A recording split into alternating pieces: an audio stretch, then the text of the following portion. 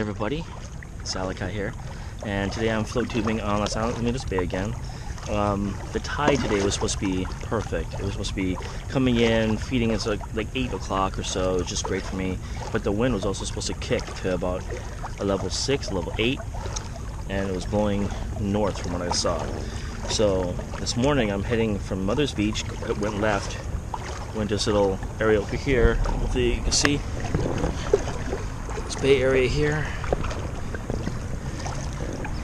All these beautiful houses are. I went underneath that bridge right there, and I'm gonna try fishing back there. I figured I'd fish across the street, across the road first on that side, and I come across and loop over here to these other houses over here and work each one of those docks as well. So with any luck, we're gonna catch some fish today.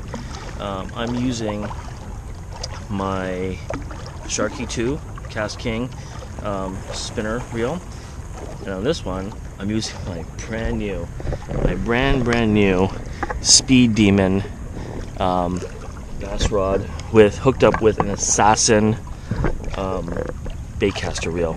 Everything on there is silky smooth, and honestly I just gotta learn how to use it because I'm a little bit new to the whole baitcasting scene. I'm gonna start seeing what I can catch by throwing the lure out a little bit, and we'll talk to you later. One in the morning. This guy's actually got some sharp teeth on him. Just cut him right here on the side right here with a spotted bay bass on a chovy. I'm not sure how big he was. Wasn't that big. Maybe 8 inches or so. I'm not sure. I should actually take measurements just so I can get an idea about what I'm catching here. I kind of caught it haphazardly on the rod though, because I'm still trying to get used to it. Learning how to use it. I want another one right here. I threw the red crab and I hit it right on the way down. I think it's a small one too.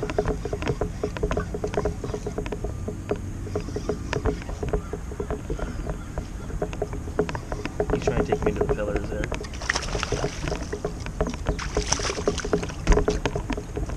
Yesterday I forgot my net, so not bad. Well, so far that's a pretty big one for me. Just getting used to this also, but we'll see how it goes. There we go. Brought something here. Just drag just a touch. Get that line tight. Just cut it right here on this pylon. Man, this rod is awesome.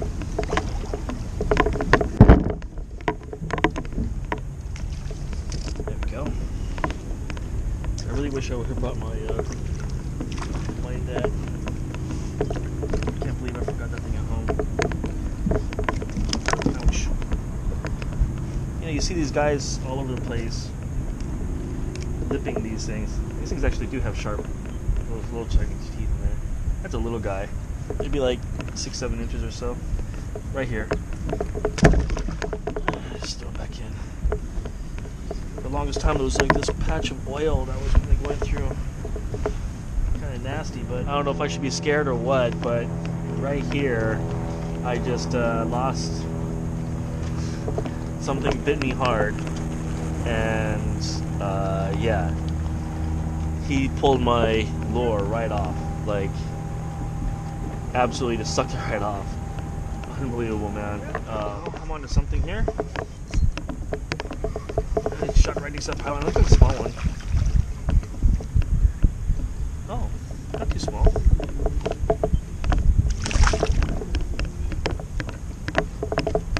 Well, yeah, it is kind of small actually.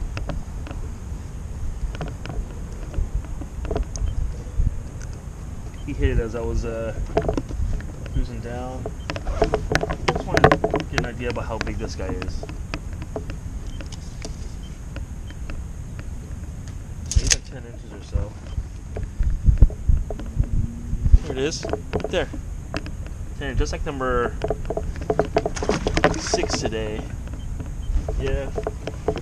Well, I'm noticing all kinds of fish under the water here. This thing hit my dark sleeper hard. There we go. Jeez. That guy's a fatty. He's kind of small. He's flopping around a little bit. Yeah, he took that thing in whole.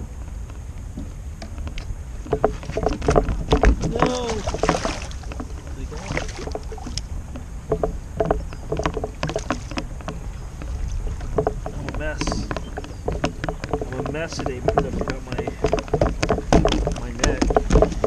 So these guys are just taking full advantage of me as much as they can. Dark Sleeper's got that hidden hook in there, so I think there's another 10 inch or so. Take a quick measurement.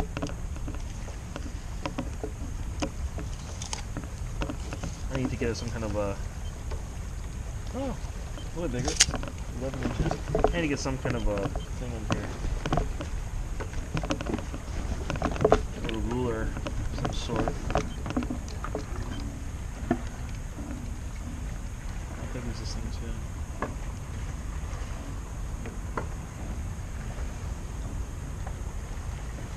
Stay still for that. Yeah, 0.6. 6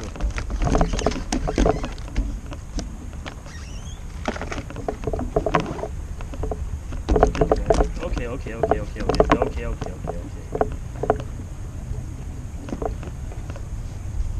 I'll let you go. You just open your mouth for me. Not open your mouth for me.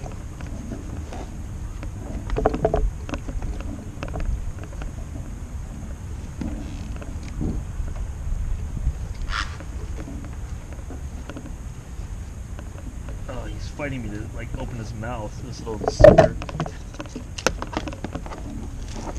He's like, you caught me once, get out of here. Jeez. Just trying to let him go there.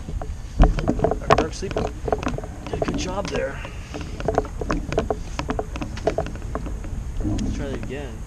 I'm definitely getting the hang of the baitcaster reel as long as I'm smooth. The whole idea with the baitcaster reel, as long as you're smooth, you can do it. This is a nice fish. Oh yeah. There we go.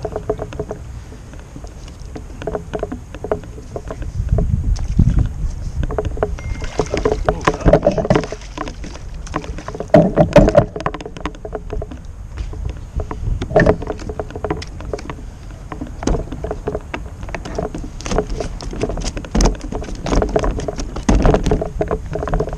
Wow, that's the difference between a nice fish and a not so nice fish. I can tell you, this guy right here, he fought like crazy, and his teeth are much more pronounced. There we go. Look at this guy. Huh? That's a big one right there. That's awesome. Look at this thing. Let's see how big this thing is.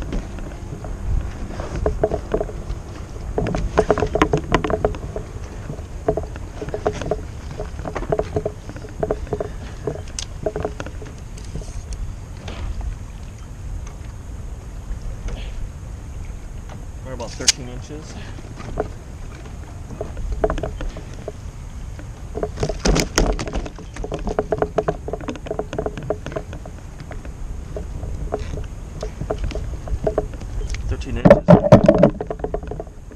Oh yeah, that's a beauty. It's just a gorgeous fish, almost legal.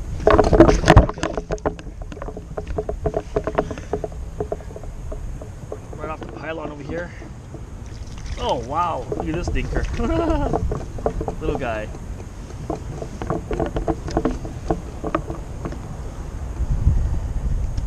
So I've got a theory about these little guys now. Not just about the little fish, but about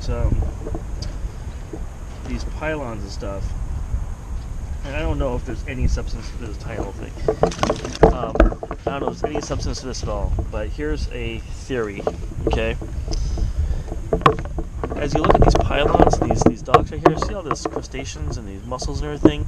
The birds are over here grabbing up these things, bringing it on top, and then they work on it. They go in, they grab the meat out of there.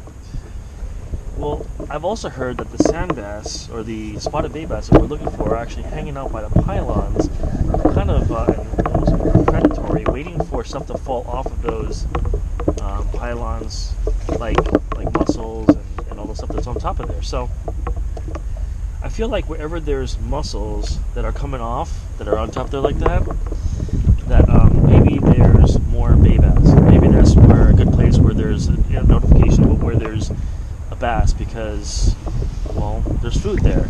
Now, there's food under all these things here, but maybe that's why they hang out in certain areas, because certain birds like to eat at certain docks better because it's more accessible or something. I don't know. But maybe that's an indication about where there might be bass. So we're going to give that theory a little go. I'm onto something else here. I think it's a tiny one. I just cast it inside this little area here. Another one. Whoa! Another, jeez. Another fish on the sardine green. Hey, alright. There we go.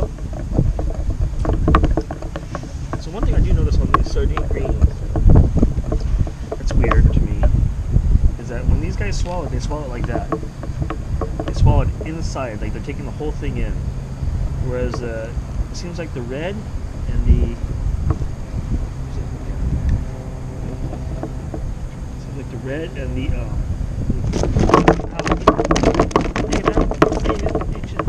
chill. Let's relax yourself. Hey.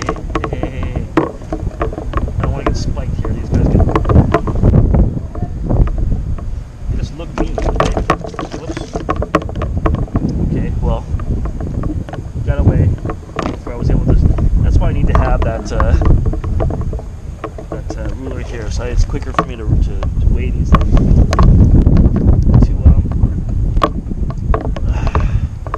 To measure them. So this is the sardine green hookup bait. I sure hope I'm doing this right when I'm fishing these things. I mean, I've caught 10 today. 10 today, mostly on red crab, but I have been using this. I think that guy sliced it up a little bit. Oh no, it's okay. No punctures here there. But the sardine green has been actually caught like 4 of those things. And all I'm doing is I'm getting to the bottom. I'm going to the bottom. I'm watching my line on the top of the water, and I'm seeing if it's tugging, right? So if it's not tugging, I hit the bottom, and I'll tug it. And I'll grab it 2 spot, 1 spot. You know, I'll give it like a 1 or 2. I'll see how it goes, and then we'll see if we can catch anything. But it is odd to me that all the green ones have been all the way inside of the bass's mouth, so it seems like they really want to take in the whole thing there, whereas the red one's just catching on the lip, as I was saying earlier. I sure hope I'm using these things right. So here's a pylon over here. Right here, I'm going to go and cast it into this, or just drop it right there. Let out line, I'm watching the line. And see the lines on top of the water there? Like that. And I'll just give it a little bit of... I think I took too much line there.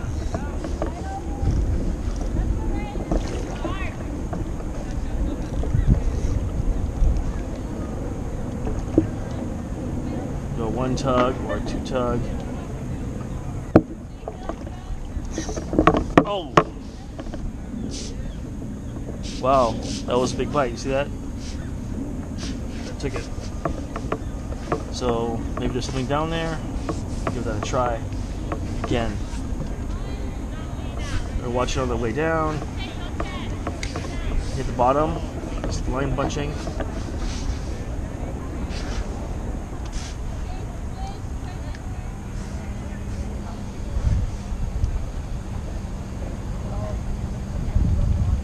That's all I'm doing.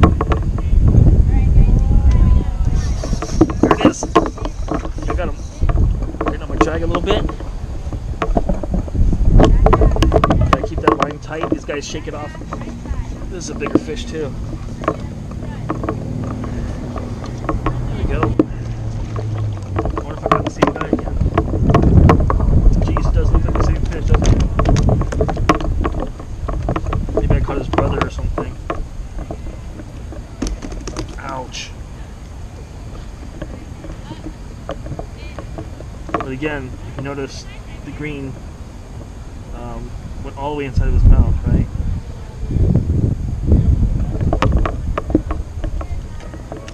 Ow! I'm trying also to not have the fluorocarbon rub on the top of his mouth, because if so, it'll fray it up and then I'll lose my bait.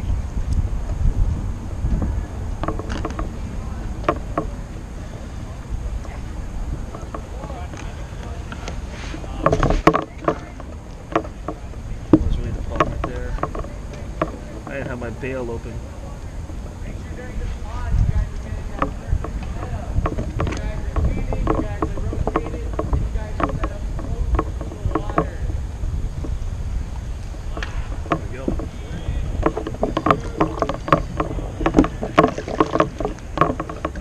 That big of a fish, really. Maybe 10 inches or so? Yeah, 10 inches or so. Not terrible, right? The best part about that fish is that I caught it on film about me catching it, so I guess I'm doing it right. I mean, I'm catching fish on it, so I guess I'm kind of doing it the right way. Dude, what's that? My bait? No, somebody else's bait.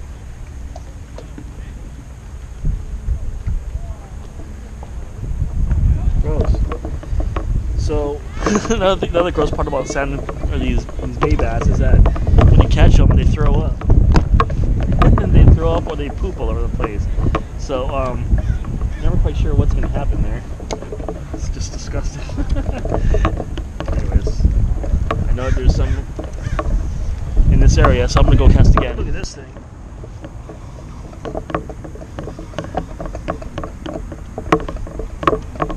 Wow, that felt like a big fish. They're all about the same size. Don't hook me, bro.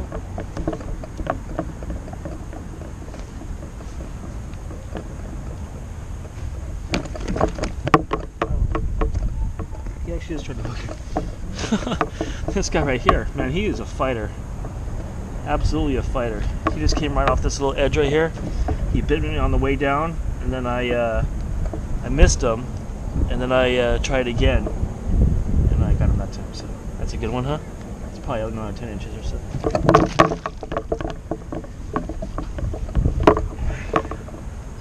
Uh-oh. But this is not an encouraging sight. I'm looking at my fluorocarbon, and if you can see that, it's getting all frayed up right there. I better, I'm only a little bit in anyways. It's time for me to pack up the stuff. So, I think my sardine green is retired. I'll move on to the dark sleeper for the rest now, heading out, just going towards low tide, towards 11 o'clock, and it worked really well. So, I was able to not have to kick as much. The wind wasn't a problem. Supposedly, I was really worried about the wind today.